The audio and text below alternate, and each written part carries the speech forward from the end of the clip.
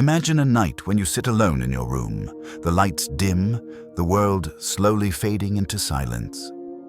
Nothing is really wrong, yet somehow everything feels distant. Friendships that once felt warm now seem like formality. The work you've chased for years suddenly looks like an endless routine. Even the life goals you once bragged about now feel like empty numbers that no longer move anything inside you. And in that quiet moment, a whisper you've avoided for so long finally rises. Why does everything feel empty? You try to search for the answer, but the deeper you dig, the clearer one thing becomes. Something inside you is changing. This isn't just exhaustion. It's not sadness. It's not a loss of motivation. It's more like a door quietly opening, and you don't know if you're ready to walk through it. You ask yourself, what's the point of all this? And if everything feels hollow, why should I care? And in that moment, you may feel alone, as if there's an invisible distance between you and the world, as if everyone else walks with a clear map, while you suddenly lost yours. But what you're facing isn't weakness. Strangely, it's a sign of a soul beginning to mature, a soul slowly sensing that something behind this silence is calling you. Most people respond to a moment like this in two common ways. The first response is panic. You start looking for distractions as fast as possible. You work harder, hang out more, consume endless content, anything that keeps your mind from sitting face to face with that emptiness. You might say, I need a new purpose, and you start filling your life with projects, plans, ambitions, just so you don't have to sit alone with that big question. It's like turning the TV volume up so loud that you can't hear the quietness of your house. The second response is the opposite. You give up. You become cynical, nihilistic. You whisper, if nothing matters, then why bother? And you stop trying. You become a spectator of your own life, believing that emptiness is the end of the game. You feel there's no point in moving, no point in hoping, because everything will fade anyway. These two responses are common, very human, and you've surely felt one of them. Running from reality or being paralyzed by it, and both, without you realizing, keep you from a deeper truth. But there is always a third path, a way of seeing that doesn't require you to run nor to surrender. And this third path begins with one simple idea, that emptiness is not your enemy. It's not something you must fix quickly. It is a doorway, a gateway to a new way of seeing life, a way you've never allowed yourself to consider because you've been too busy adopting meanings handed to you by the world. This emptiness appears not because your life is falling apart. It appears because your old meanings are no longer large enough to hold the person you're becoming. Like a snake that must shed its old skin. Like a bird realizing the cage it lived in was never locked. Because if you're honest with yourself, many of the meanings you've held onto your whole life were never truly yours. You learned that success should look a certain way. Happiness should look another way. Adulthood must reach certain milestones. Even how you love, work, dream, all of it came as a pre-packaged life script you accepted without questioning its origin. Some came from family, some from society, some from culture, some from media. And slowly you realize these meanings aren't cosmic laws.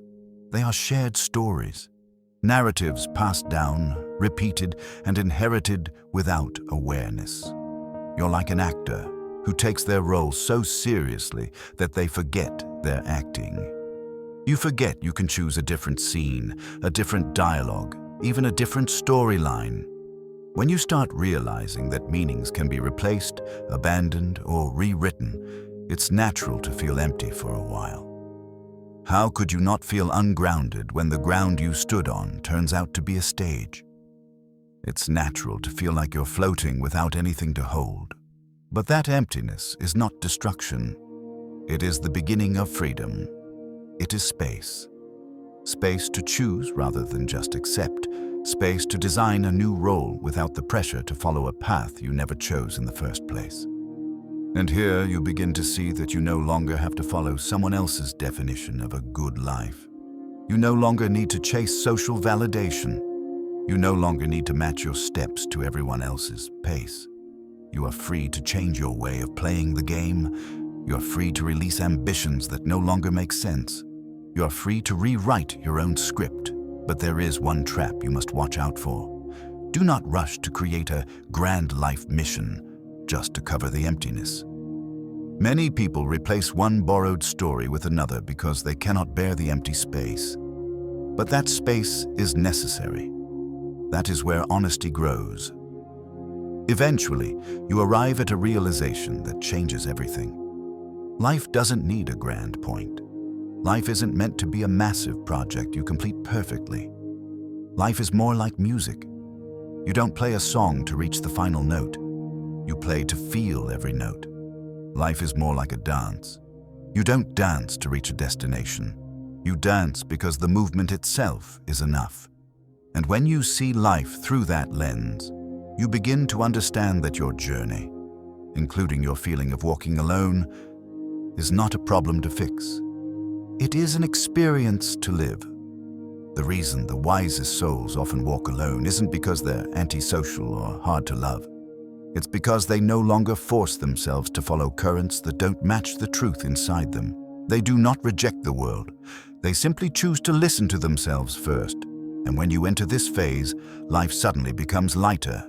You begin to play again. You work not because you must be meaningful, but because you enjoy the process. You love without needing to be perfect. You pursue dreams without fear of failure because you know the goal isn't the end point. The goal is the journey. You can move without proving anything. You can try without guaranteeing the outcome. You can fail without feeling broken. And when you ask, what about failure? What about death? What if I'm forgotten? You begin to see that none of these things have to be frightening. Impermanence gives flavor to life.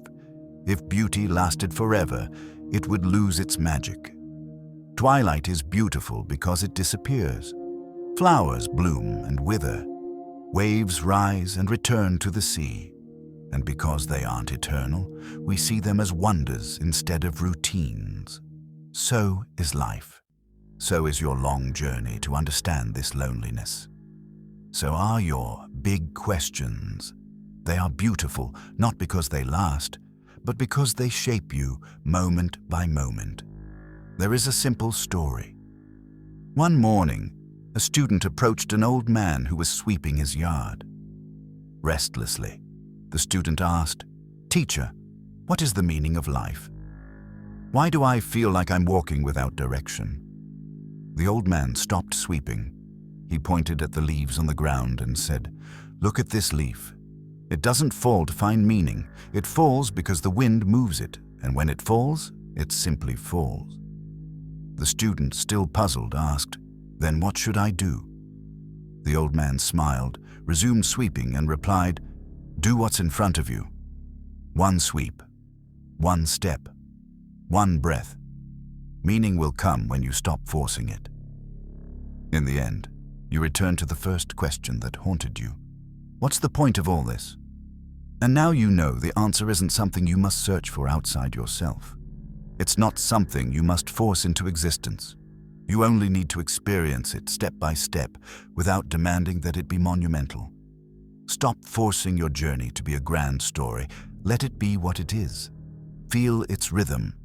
Feel its breath. Life isn't waiting for you to conquer it. Life is waiting for you to feel it. And perhaps, in the end, the greatest wisdom comes in the form of a very simple sentence. When you stop searching for meaning, that's when life begins to feel alive.